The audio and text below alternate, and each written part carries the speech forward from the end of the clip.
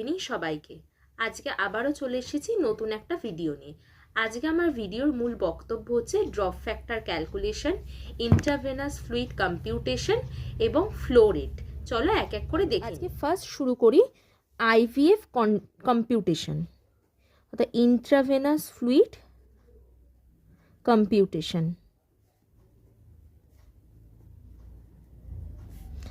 তোমরা যারা ওয়ার্ডে ডিউটি করছো তারা অনেকেই শুনে থাকবে ডক্টরস অর্ডার দিয়েছেন 500 ml NS বা যে কোনো ফ্লুইড 8 আওয়ারলি অ্যাডমিনিস্ট্রেশন করার জন্য। তো তোমাদের মনে তখন স্বাভাবিক প্রশ্ন জাগবে, তাহলে পার আওয়ারলি কত করে চলবে?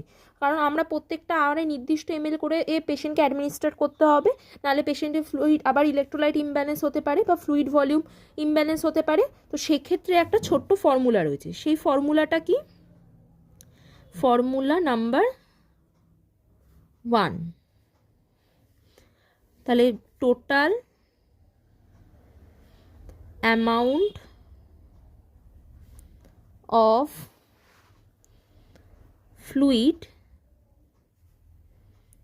in ml divided by total hours। তাহলে এখানে বলছি কি ডক্টর তাহলে কি অর্ডার করেছে, টোটাল অ্যামাউন্ট অফ ফ্লুইড তাহলে কত রয়েছে, টোটাল 500 ml। কত আওয়ারলি চালাতে বলেছে, 8 আওয়ারলি। তাহলে আমরা কত হচ্ছে এটার অ্যান্সার, 62.5 ml পার আওয়ার। তাহলে যখন আমাকে ডক্টরস বলছেন যে 500 ml NS 8 আওয়ারলি চালাও, তখন আমাকে তাহলে ভেবে নিতে হবে যে পার আওয়ারলি তাহলে কত করে চলবে, 62.5 ml করে পেশেন্টকে অ্যাডমিনিস্টার করতে হবে।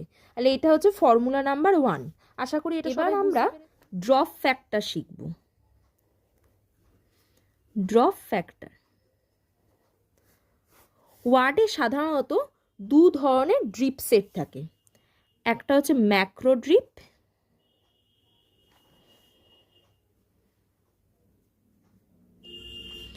সেই ম্যাক্রো ড্রিপে ম্যাক্রো ড্রপ,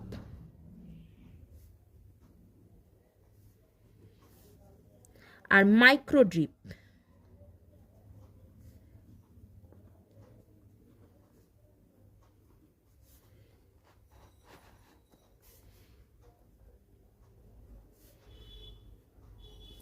ম্যাক্রো ড্রিপ সেটে তাহলে কত হচ্ছে, 20 GTT পার ml। আর micro drip set drop factor কত হবে, 60 GTT পার ml। এবার এখানে একটা প্রশ্ন আসতে পারে, এই জিটিটি মানে কি? এই জিটিটি হচ্ছে একটা ল্যাটিন ওয়ার্ড।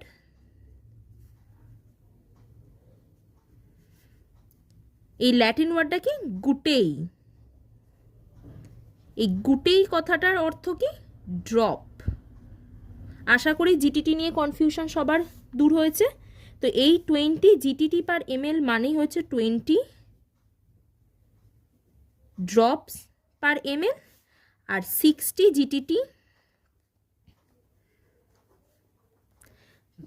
পার ml এর মানে হচ্ছে 60 ড্রপস পার ml। তাহলে ম্যাক্রো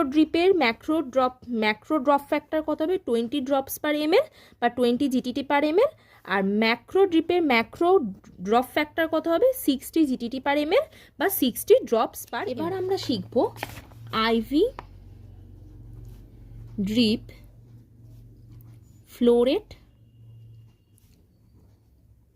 কি করে আমরা বের করব। এরও একটা ফর্মুলা রয়েছে। এই ফর্মুলাটা কি, ফ্লো রেটের একক হচ্ছে জিটিটি পার মিনিট, অর্থাৎ পার মিনিটে কতগুলো ড্রপ পড়বে। তাহলে এর ফর্মুলাটা কি বলছে, total amount of fluid in ml divided by total time of infusion in minute into drop factor.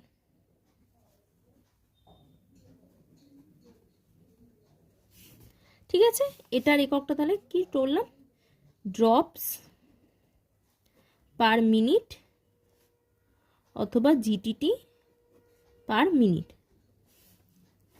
এটা হচ্ছে ফর্মুলাটা।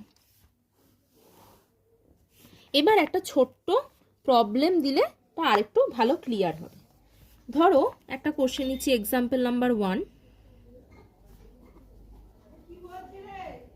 ওয়ানটা কি বলছে, if 500 ml of RL is to be administered in 4 hours, how many drops per minute it would be? তাহলে আমাদের ফর্মুলাটা কি বলেছে, টোটাল অ্যামাউন্ট অফ ফ্লুইড।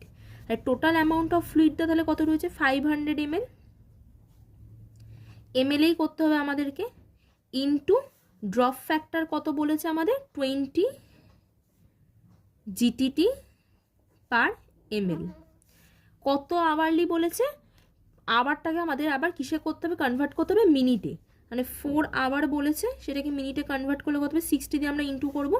তাহলে কত হচ্ছে করো calculation, 500 into 20 divided by 4 into 60।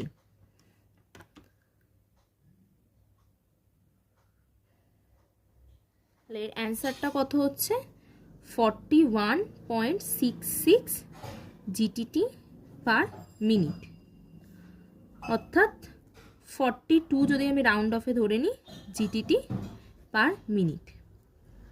আশা করি কোশ্চেনটার প্যাটার্নটা এতক্ষণ ধরে তোমাদেরকে ড্রপ ফ্যাক্টর ক্যালকুলেশন কি করে ফ্লো রেট বের করবে সেইগুলো দেখালাম। এবার তোমাদের জন্য দুটো প্রশ্ন রইল, সেই প্রশ্ন দুটোর অবশ্যই উত্তর করে কমেন্টের মাধ্যমে জানিও।